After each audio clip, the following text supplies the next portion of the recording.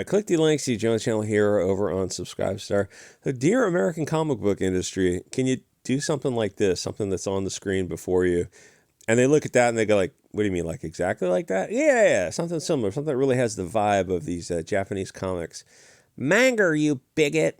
Yeah, whatever. Maybe I call it the wrong name, but like I'm not going to subvert and corrupt their artistic visions by putting in an American Bolshevik. It's not an American spin. It's a Bolshevik spin on it of diversity, inclusion, and whatever. Yeah, I'm not going to destroy it by subverting it to push my Marxist ideology. Yes, I might mispronounce it, but the American comic book industry will subvert it, destroy it, and turn it into something that doesn't resemble. No, we can do this. We can do this. We're going to make an American manga. No problem. No problem. We're just gonna. Yeah, that's where it. We're just gonna change everything about it that people were into in the first place. Can you do this? Can you do this sweet kind of 80s, 90s, early 2000 romance about the guy and the girl, and she's setting him up to get this other girl, but it turns out that, maybe they were in love the whole time, something, whatever. It's like there's tons of movies that have hit this that hit this theme in the 80s. Can we do something like this? And again, in the American obese SJW's blue-haired mind, they start going, well, we need to diversify the hell out of this. No. I want to do it exactly like this to make it look like a Japanese manga comic. Can we do this? No. If it's not a vector for propaganda, then no, they can't do it. So I would love to imagine a conversation in American comics where even not another teen movie was making fun of this theme, which in itself was a great comedy, where they discussed it, today probably couldn't make that comedy today because I'm sure there's something politically incorrect in it.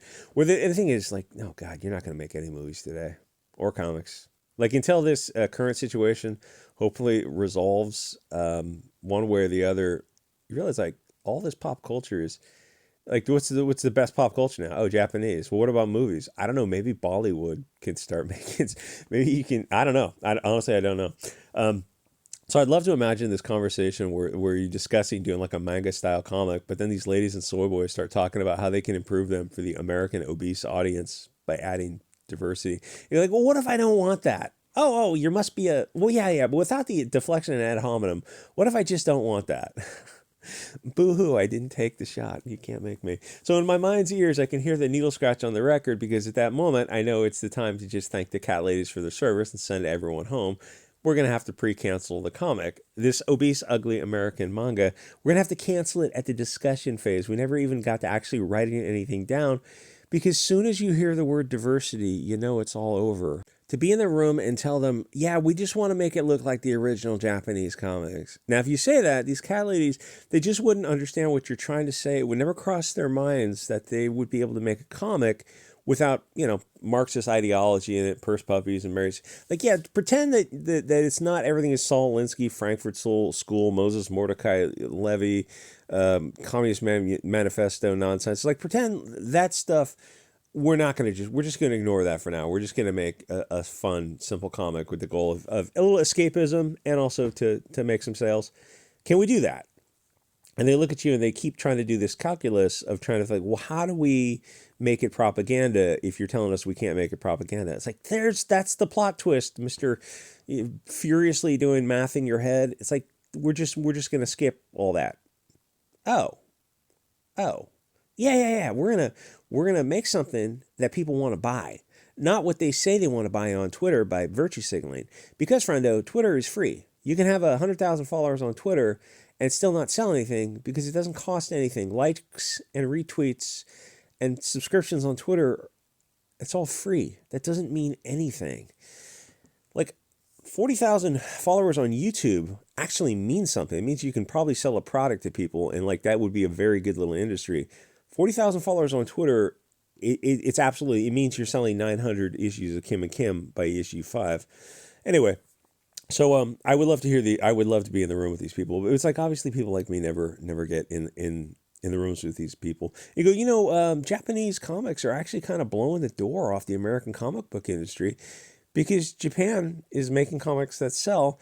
And America is making propaganda. It doesn't actually have to sell. I guess they've got really deep pockets subsidizing them. Though for stuff like Dark Knight or Image, I'm not quite sure who's subsidizing them. Or, like, are they going to be around in 5 years? I don't know. Anyway, you don't make something like Ignited with Mark Waid and Kwanzaa. It was a lecture on the Second Amendment that went for like 8 issues, and like, yeah, by issue 8, it was probably down to like 1,200 copies or something. You don't make that because you want to make your audience happy. You write Ignited because you think that the Twitter audience will translate into the comic buying audience, which doesn't usually work out that way. And like, even when they wrote Ignited, I kind of look back and like, Mark Waid should have known better to not believe the social media hype. Like, you think you've got all this support behind you because you've got followers on Twitter, and then you write a lecture on the Second Amendment. It's like, yeah, so the left-wing kids didn't buy your comic. Why? Because they're already, like, you're preaching to the choir. Oh, so the right-wing kids didn't buy your comic. Why? Because they love the Second Amendment. Why would they write something? Why would they want to get propaganda from some idiot? So how did it sell? It didn't. Oh. So if you can get a team together in the mainstream, you decide to do a manga and make it look authentic and leaving out the identity politics and the woke talking points, I think your odds would be better than if you filled it full of woke nonsense. Even to say that, it's, that's very offensive, bigot. Okay. Boo-hoo, I don't care. I know more people think like I think, but they won't say it. But I know that they're thinking it. Like, you see a lot of eye rolls these days. But if you want this to change, you got to go beyond the eye roll stage and actually, like, at least get on social media and start talking about this kind of stuff. But nowadays, to say that you're just sick of the diverse racial grievance comic book industry means that they will drop their knitting and attack you. Nobody buys American comics because the audience doesn't want to read a soy boy. Ooh, that's a good one. The death one. A soy boy cat lady fantasy about how much they hate blonde people, which is the plot of 90% of comics or streaming shows. Avatar, the opening, the first one, the opening first 5 minutes of Avatar, or Willow, or Wheel of Time, or a bunch of other these kind of movies. And in fact, when they did something a little different with Wednesday, the Black Adams, or the Addams Family spinoff, people got triggered because they had poxes who were starting to be fleshed out characters, and you made a pox character a bully. Yeah, are you saying you literally only want blonde hair, blue eyed bullies? And they look you straight in the eyes and go, yeah, that's what we want. That's the only bad guys we can have got to be out of Austrian central casting. Literally, in streaming shows now, you get like a pox BLT otherkin walks into a bar. I think was that in Willow or in Wheel of Time or something? It was in the first Avatar, where they attack a blonde man who's trying to struggle snuggle a girl, or he's slapping around some girl, because in their mind they consider blondes to be gods walking on Earth. I mean, you just start looking through movies. I don't want to get on this tangent, but Wonder Woman 84. There's a blonde haired, blue eyed guy in a suit and tie in a city. And like, that was his role. His role in the movie was just to harass women. And he's in a suit and tie. He's in a city. And you look at it like, are you not familiar with American cities? Because the life expectancy on him would be, he wouldn't even make it to night. It's like, that's not. Why did you put that character in the show? It's not, like, none of this makes sense. And you got to be over, like, if you're 20, it might fly over your head. But if you're over a certain age and you kind of know the way of the world, you're looking at these kind of movies like Avatar, the first one, 2013 when it came out. A blonde hair guy's in a bar and he slapped around a blonde hair woman, and the protagonists jump in there and slap him around. And then I was in Willow or Wheel of Times or Rings of Power or something. It's like, so this blonde hair guy's in a pub and he's trying to snuggle the blonde haired bar wench, and then the pox walks otherkin has to go in there and slap him around. I think maybe that was Willow. It's like, once you kind of notice that, you really kind of notice that. Anyway. Japanese comics are a lot of fun. That's it. It's just a bit of escapism. Beautiful art with fun characters. Japan writes stuff to sell. Amerifat SJWs writes stuff according to a Pravda checklist. It's diverse, BLT, pox, walks, blue eyes, bad, maybe something about Trump or people of European descent in general. It's like they have a checklist to go through and they don't disappoint you. Al Ewing's Immortal Hulk issue 1. If you want to know what I'm talking about, go read issue 1 of Al Ewing's Immortal Hulk. It's one comic, but it sums up. So it's a blonde-haired, green-eyed guy who's sitting in a car with a Liberty device, and he's going to go rob that store. Yeah. The whole first issue is a lecture on the Second Amendment from Al Ewing. I think he lives in the UK. And about blonde-haired, blue-eyed motorcycle gangs that actually run American cities.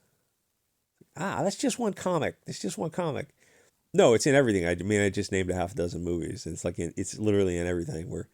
So you're saying like The antagonist in basically all American pop culture post-war has been the blonde-haired, blue-eyed character. Like, isn't that getting a little old? Yeah, yeah. That's why people are buying. That's why manga is a upward trending curve, and American comics is a downward trending curve. Because you look at the people who write American comics, you're like, oh, why are you people? Anyway, like, comment, subscribe. I'll see you guys all next episode.